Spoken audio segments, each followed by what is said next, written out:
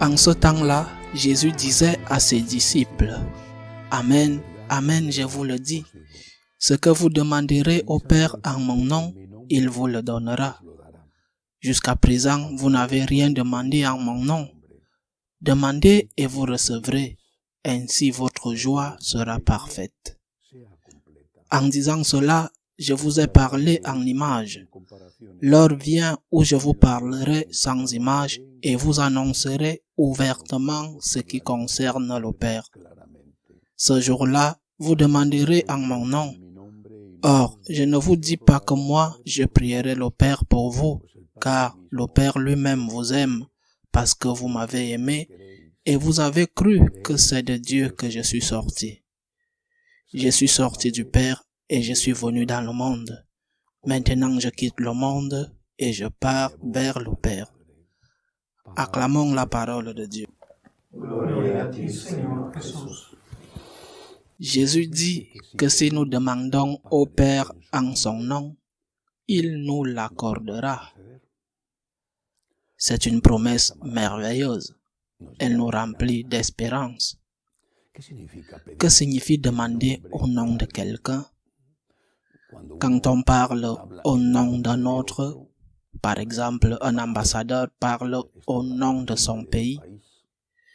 Quand on parle au nom d'un autre, cela signifie que cet autre l'a envoyé, que c'est un simple porte-parole, que c'est quelqu'un qui ne parle pas en son nom propre, que ce sont les pouvoirs de l'autre, celui qui le représente, qui compte. Demandez au nom de Jésus. Saint Bernardin de Sienne parlait toujours du doux nom de Jésus. Demander au nom de Jésus signifie que lorsque nous prions Dieu le Père, nous ne pouvons pas mettre nos mérites devant Dieu pour demander quelque chose, parce que nous ne les avons pas.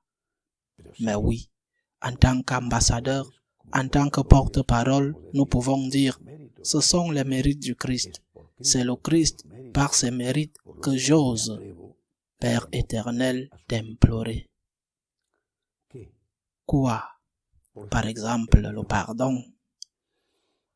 Le pardon n'est pas un droit. Personne n'a droit au pardon. Nous avons tous le droit à la justice. Le pardon est quelque chose que l'on supplie, que l'on demande à Dieu et au prochain.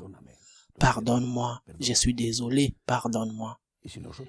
Et si nous allons vers Dieu avec humilité, en demandant pardon, nous devons le faire au nom du Christ, parce que c'est lui, avec son sang, qui a gagné le pardon pour nous. Nous allons vers lui en disant, Seigneur, pardonne-moi, j'ai péché, mais c'est ton Fils qui m'a sauvé. Pardonne-moi. Ce sont les mérites du Christ. Je viens en tant que son ambassadeur. Je ne dis pas que j'ai le droit au pardon, mais c'est ton Fils, par sa mort rédemptrice, qui m'a gagné le pardon. Ce n'est que la première partie de cet enseignement. Demander, je le répète, par exemple, le pardon au nom du Christ, par les mérites du Christ. Mais il y a autre chose. Le prophète Isaïe, quand il commence son livre merveilleux, au premier chapitre, quand il lance les invectives contre Israël, contre Jérusalem, qui va droit à la ruine. Au verset 16, il parle de la pétition et il dit, au nom de Dieu. C'était les prophètes d'autrefois, n'est-ce pas? Ceux qui parlaient au nom de Dieu, parfois contre les autorités, au péril de leur vie. Et Isaïe dit, éloignez vos mauvaises actions de ma vue. Apprenez à faire le bien. Même si vos péchés sont rouges comme l'écarlate, ils deviendront blancs comme la neige. Éloignez vos mauvaises actions de ma vue. Comment puis-je demander à Dieu au nom du Christ, en tant qu'ambassadeur du Christ, en tant que représentant du Christ, si mes mains sont pleines de mauvaises actions? La première chose que je dois donc demander est le pardon.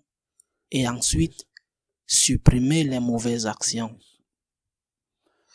Lorsque l'apôtre Jacques, l'évêque de Jérusalem, parenté du Seigneur, écrit sa lettre, une lettre écrite non seulement à ceux de Jérusalem, mais aussi aux Juifs de la diaspora, il dit au chapitre 4, verset 3, il leur dit, « Vous demandez et vous ne recevez pas, car vous demandez mal.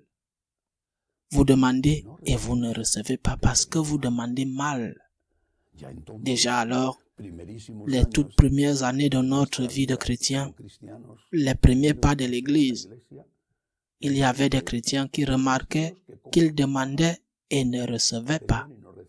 Et ils se plaignaient. À quoi bon demander?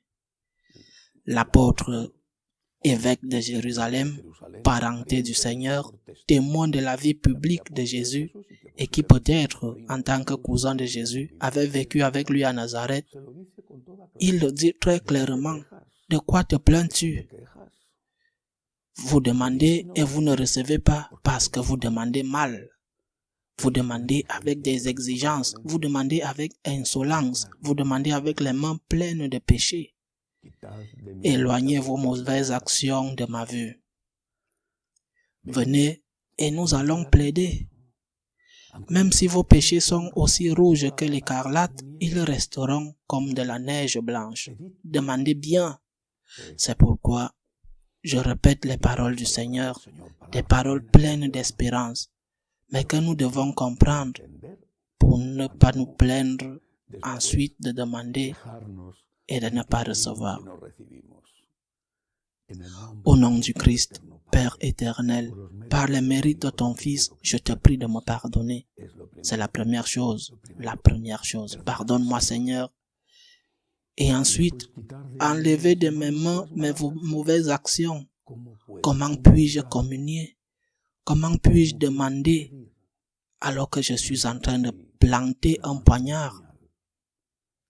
Comment puis-je donner un câlin? Comment puis-je demander de l'aide à celui que je blesse? C'est absurde.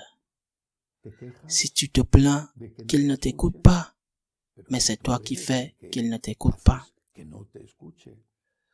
Retire les mauvaises actions de tes mains, puis demandez et vous recevrez. Qu'il en soit ainsi.